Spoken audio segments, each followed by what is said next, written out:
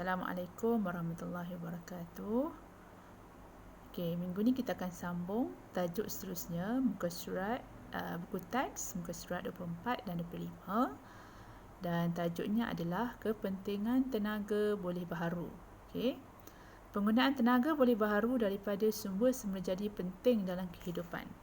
Okey, kenapa sebenarnya kita sebagai manusia memerlukan tenaga boleh baharu? Kerana bila kita nak buat aktiviti harian, kita memerlukan tenaga boleh baharu.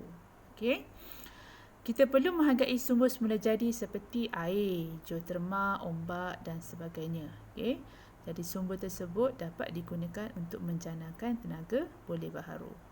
Okey, jadi apa kepentingan tenaga boleh baharu? Ada 4. Okey, yang pertama kita pergi satu-satu. Mengurangkan penggunaan tenaga tidak boleh baharu. Okay, maksudnya penggunaan tenaga boleh baharu dapat mengurangkan penggunaan tenaga tidak boleh baharu seperti petroleum, gas asli dan juga arang batu. Okey, sebagai contoh, kalau kelas kamu, kamu rasa kelas kamu tu gelap. Okey, bila gelap, kamu ni lebih cenderung untuk buka lampu. Jadi, bila buka lampu maksudnya kamu menggunakan tenaga elektrik yang banyak. Jadi untuk elakkan kamu menggunakan tenaga elektrik yang banyak, kamu boleh nak bagi kelas kamu cerah, kamu boleh buka tingkap dan juga buka pintu. Okey, kamu bagi cahaya matahari masuk untuk terangkan keadaan kelas kamu. Okey, jadi maksudnya kamu menggunakan tenaga matahari untuk memastikan kelas kamu terang berbanding kamu menggunakan tenaga elektrik seperti lampu untuk terangkan kelas kamu. Okey, sebab tenaga elektrik ni digunakan arang batu. Jadi arang batu ni adalah tenaga yang tidak boleh diperbaharui, tidak boleh baharu. Okey. Yang pertama, yang kedua, memberikan udara yang lebih bersih. Okey. Kepentingan tenaga boleh baharu yang kedua adalah memberikan udara yang lebih bersih. Apa maksudnya? Penggunaan tenaga boleh baharu seperti tenaga solar akan menjadikan persekitaran yang lebih bersih. Okay, keadaan ini disebabkan tiada bahan tercemar dibebaskan berbanding dengan penggunaan daripada tenaga tidak boleh baharu seperti bahan api fosil. Okay, contohnya kamu berada di rumah, kamu rasa rumah kamu tu panas, ataupun berada di ruang tamu, ataupun di dapur, ataupun di ruang makan, di bilik, kamu rasa panas.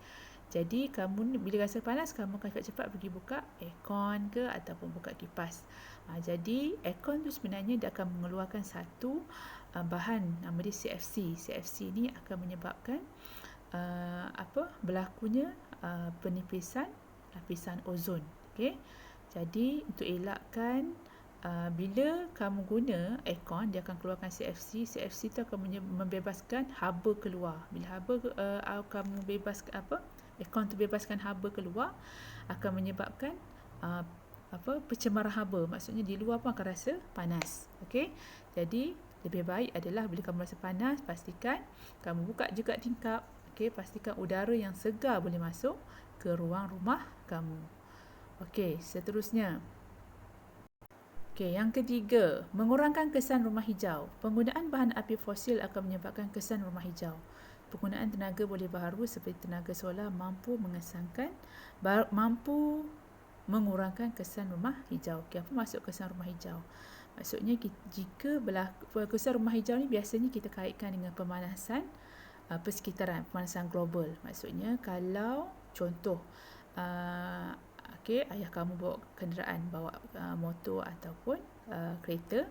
Okey, gas yang akan dibebaskan adalah gas karbon monoksida. Karbon monoksida kalau ramai orang menggunakan pengangkutan sendiri, maknanya semua orang guna ada kereta sendiri, semua orang ada kenderaan sendiri. So jarang orang menggunakan pengangkutan awam.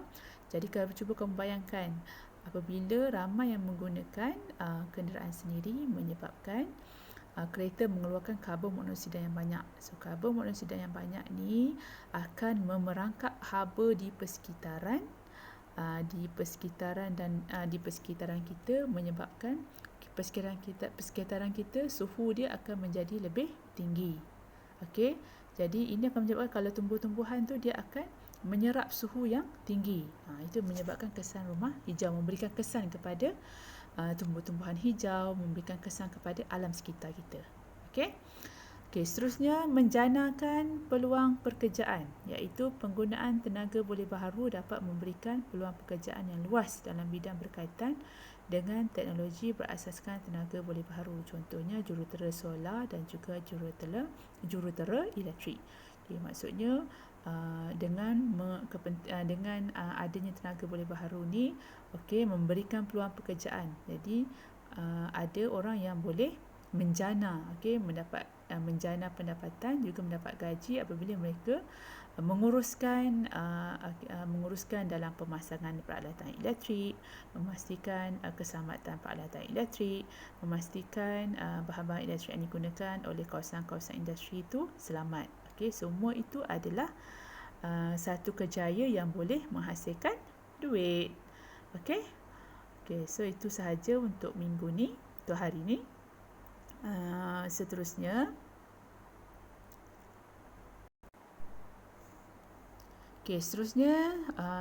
saya nak awak salin nota ni. Kepentingan tenaga boleh baharu yang kita bincang tadi 1, 2, 3 dan 4. Salin dalam buku nota RBT. Buat tarikh hari ni hari Isnin, tarikh 24 hari bulan 5 2021. Tajuk dia kepentingan tenaga boleh baharu. Ada 4. So itu sahaja.